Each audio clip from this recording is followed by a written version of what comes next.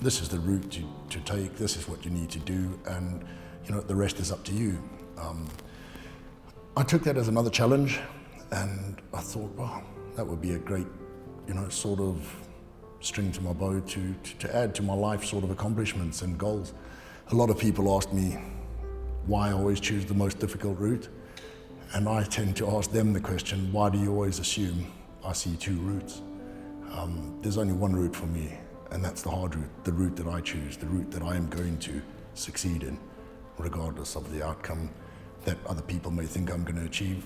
There's only one end goal and outcome for me, and that's all the way or nothing at all. Yeah, I got injured very early stages of my Royal Marine training.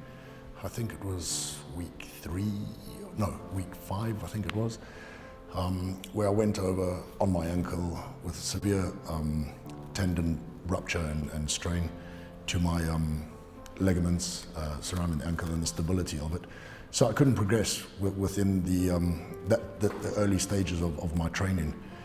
The backlash from that was I was overcompensating, so everything I was trying to do was putting more pressure on the opposite side of my body, and I encountered knee issues and problems. So with that problematic additive to it, it sort of put me in a dark slumber where I was in a holding company called Hunter Company, where it was injured recruits that were going through training at the time.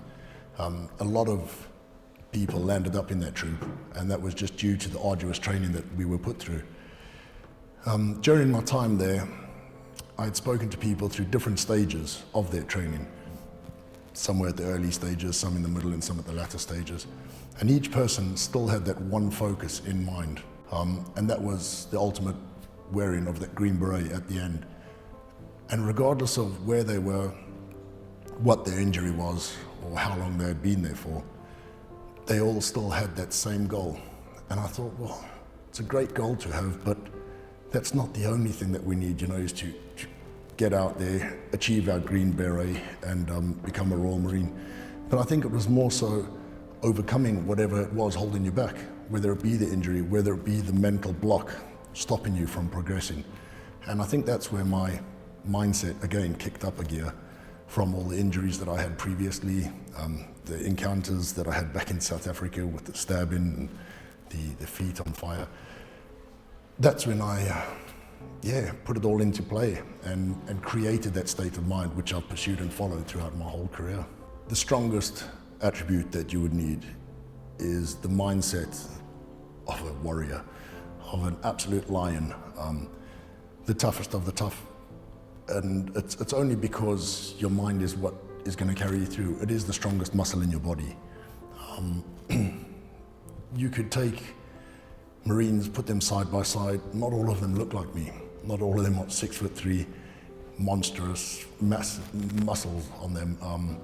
We had some, of my best friends, half my size, half my weight, half my height, and the exact same capabilities at the end of it. We passed the exact same testing. So the standards never dropped. There was always a set criteria that you had to meet. And regardless of who they were or their physical look or shape, it was their mind that got them to that end goal.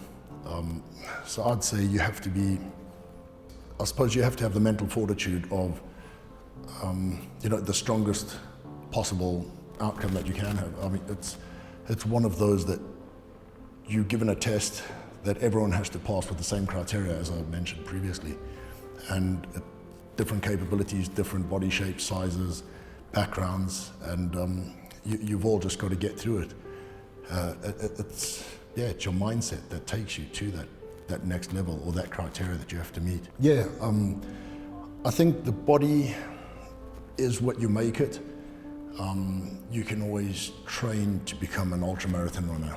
You could train to become a strongman competitor and lifter or power lifter. You could train to become the fastest swimmer. But your mind is the strongest part of your body because it's something that is forever developing, and if you don't take control of it, it could make or break you within an instant. It's got the ability to bring the strongest men to their knees, and it's got the ability to lift the weakest person to the heights of, the highest towers. So it's something that you've really got to use to your advantage. Being the strongest muscle, utilize it. Make it your friend. Use it to the best of your ability, to what you can, for whatever goals are set out in front of you, to whatever obstacles are set out in front of you. And like I've always said, overcoming things, it's just down to the state of mind that you've got, and that you persevere and push through, whether it be a sticky situation or, a great one.